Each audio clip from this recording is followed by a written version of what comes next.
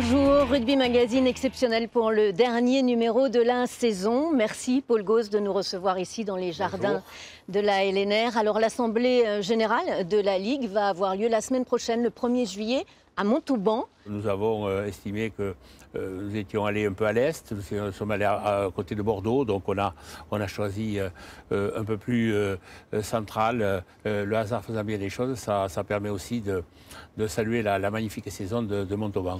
Alors, lors de cette Assemblée générale, sera en question un avenant à la convention existante avec la FFR. Finalement, la hache de guerre avec Bernard Laporte est définitivement enterrée. Je pense d'ailleurs qu'il n'y a pas eu de hache de guerre. Il y a eu quelques propos d'un président nouvellement élu qui voulait sûrement marquer le territoire. Et à partir de là, disons, il fallait reprendre... bon, moi-même, j'ai pas été en reste, donc il fallait reprendre langue. Et à partir de là, je pense qu'il ne pouvait pas y avoir d'autre solution que de s'entendre. Alors, on va voir en détail ce sur quoi vous vous êtes mis d'accord, LNR, FFR. On regarde. Monsieur Bernard Laporte. Décembre, Bernard Laporte devient le patron de la fédération. Principale promesse de campagne, la FFR va employer les internationaux 6 mois par an. Cas de casus belli pour la Ligue et les clubs professionnels. 5 mois de guerre ouverte et un surprenant armistice. Ciment de cet accord, les performances du 15 de France. Des discussions sont donc ouvertes pour définir les termes d'une nouvelle convention 2018-2023. La formation, le renforcement du secteur pro et la solidarité avec les amateurs sont les priorités. Des aménagements concernant la mise à disposition des joueurs en équipe de France sont d'ores et déjà actés. La liste Groupe France est élargie de 30 à 45 joueurs. La jeune pépite toulousaine, à l'ouverture, Romain Ntama qui fait son entrée. L'intersaison passe de 8 à 10 semaines. Les joueurs actuellement en Afrique du Sud reprendront en septembre. La FFR versera 2,2 millions à la LNR pour mieux indemniser les clubs qui mettent à disposition les joueurs du 15 de France. Enfin, le calendrier a été validé. Début du top 14 le 26-27 août, finale le 2 juin et première édition du match d'accession entre le finaliste de Pro D2 et le 13e du top 14 le week-end du 13 mai. Alors, Président, il reste néanmoins des points de désaccord, par exemple les contrats fédéraux. La mise à disposition est quelque chose sur lequel nous sommes tombés d'accord, mais la mise à disposition ne suppose pas le contrat fédéral, dont nous avons voulu continuer à avoir le statut du joueur comme il a toujours été, comme il est à ce jour, avec une mise à disposition beaucoup plus importante. 2017 annus horribilis pour le rugby français. Non, c'est pas votre avis, mais enfin quand même. C'est vrai que l'année 2017 peut être marquée parce que bon, il y a eu des... Là, on en parlait tout à l'heure, un certain nombre de différends avec la fédération qui ont fait penser que le rugby ne trouverait pas de solution. Après, il y a eu cette fusion avortée, Racing Stade Français. Le problème de la fusion. Les matchs reportés. Mais ça, les matchs reportés, c'est la conséquence de la fusion. Mais à un moment donné, vous étiez dans quelle position? Vous étiez presque prêt à partir, à jeter l'épaule ou à aucun moment? À aucun moment, c'est une idée qui m'est venue. Ça, c'est des faits qui ont été relatés dans un certain nombre de journaux, en particulier dans un, mais je veux dire, sans que ce soit du tout conforme à mon état d'esprit. Je ne vois pas d'ailleurs pourquoi j'aurais été amené à démissionner, puisque je n'avais pas commis disons, il n'y avait pas d'éléments qui permettaient de me sentir coupable de quoi que ce soit.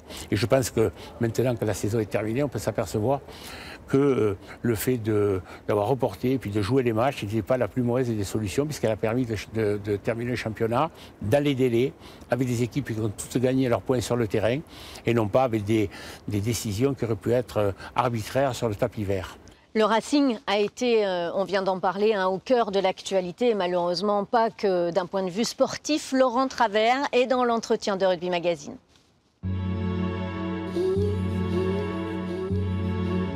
Il aurait acquis ses méthodes de management lorsqu'il avait sous ses ordres une centaine de personnes au Crédit Agricole de Sarlat. L'ex-talonneur de Brive, depuis 2006, est titré avec tous les clubs qu'il a entraînés. Montauban, Castres, le Racing. 2017, lui qui n'aime pas ça, a dû gérer des affaires, dopage, cocaïne, alcool, fusion. La leçon, c'est qu'une année, on en a eu peut-être tout ce qui peut arriver en 15 ans ou 20 ans de carrière. Donc on espère qu'une chose, c'est que maintenant, on restera vigilant. Non, ce qu'il y a de sûr, c'est que rien n'est acquis. Quand vous avez l'impression que vous pouvez vous reposer, ou vous pouvez vous asseoir sur ce qui a pu être fait, voilà, je pense que ce n'est pas possible. La fusion, je reste convaincu que c'était peut-être une bonne solution aussi pour le rugby en général, pour le rugby parisien. Mais voilà, ça ne s'est pas fait. Vous savez, ce qui était important pour nous aussi et pour l'ensemble des joueurs, c'était de rester, la preuve, on l'a pu le montrer jusqu'à la fin de la saison, c'était de rester concentré sur le quotidien, d'être concentré sur le terrain. Après, on veut beaucoup plus de médias, on veut beaucoup plus d'argent. Et donc, quand vous voulez plus de tout, il est normal que le monde de l'entreprise et le monde économique fassent que ça perturbe aussi le monde sportif. Oh, mais Vérémy, on le connaît très bien, puisqu'il était ici, on le connaît bien, c'est aussi sa deuxième maison. Donc, que ce soit l'ensemble du club et les joueurs le connaissent, c'est quelqu'un qui est capable de casser les défenses adverses, qui est capable de gagner des duels sur les 1 contre 1 et d'amener aussi cette fantaisie qui peut faire du bien aussi au Racing. Ce qui est important, c'est que ça va lui permettre d'avoir du temps de jeu à 15, qui est quand même un sport, même si ça se rapproche du 7, mais qui est quand même différent en termes de positionnement, offensif ou défensif, et donc ça va lui permettre d'avoir un peu plus de temps de jeu et de repères pour appeler peut-être un plus aussi à l'équipe de France à 15.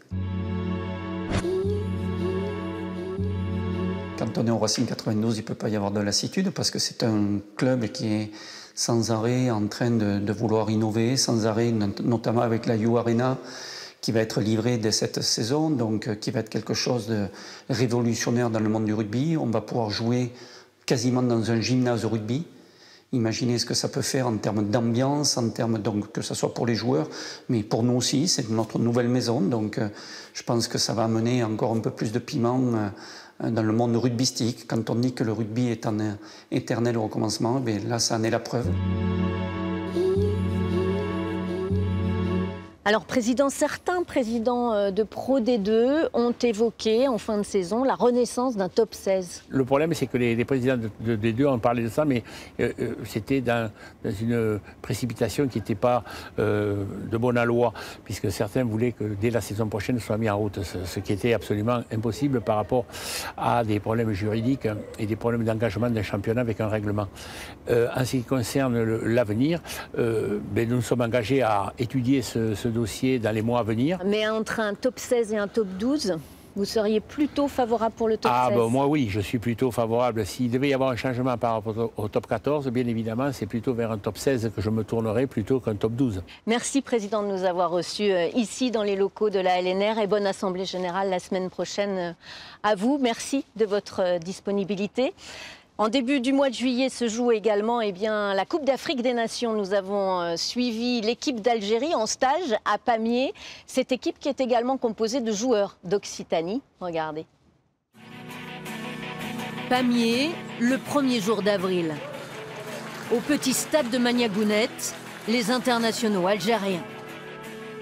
Alam Boumedienne est deuxième ligne au Sporting Club à Paméen. Il est surtout le nouveau sélectionneur de cette équipe nationale. Le rugby algérien avait complètement disparu au début des années 70. À l'invitation de la Tunisie en 2007, un groupe renaît. Boum fait partie de l'aventure.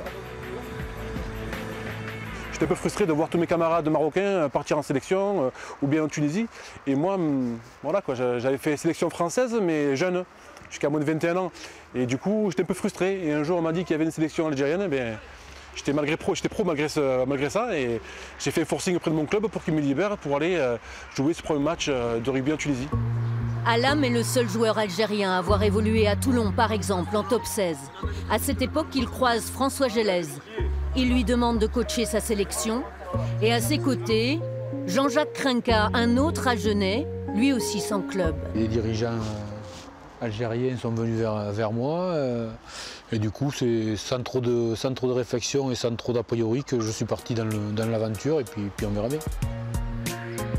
Quartier Bourbaki au cœur des Minimes à Toulouse. Khaled Kalouchi est né ici. Ses copains jouaient au foot. aux Isards. Sur ses bras, je suis le capitaine de mon âme. Lui a choisi le rugby.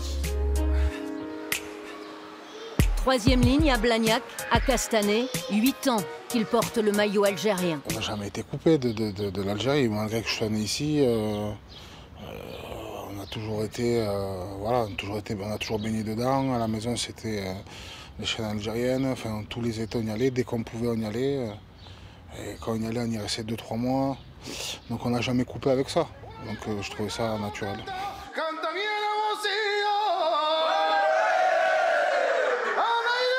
Khaled est l'un des animateurs de cette équipe. À 33 ans, il profite de ses dernières sélections. Lors de ce stage d'avril, il y a beaucoup de jeunes joueurs. Tous évoluent dans le championnat français. Quelques-uns en Pro D2, la plupart en fédéral, Nevers, Bobigny.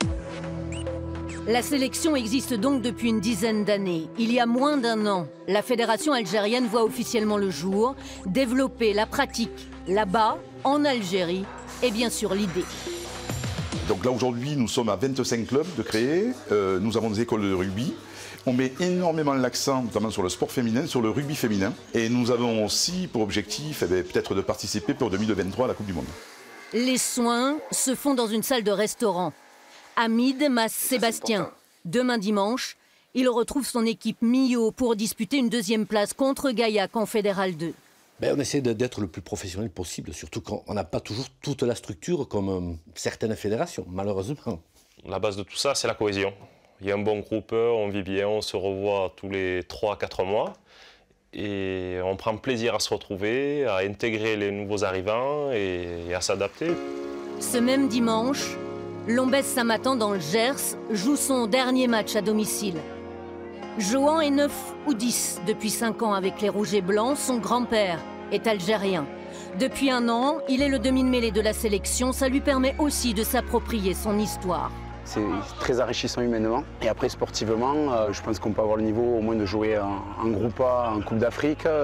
Et donc pourquoi pas avoir des enjeux sportifs dans quelques années, parce que je suis jeune encore. Un championnat national devrait débuter au mois de septembre. L'Algérie est décidée à prendre sa place sur la planète de l'Ovalie. La saison se termine donc pour Rugby Magazine. Merci sincèrement de votre fidélité. Très bel été à tous.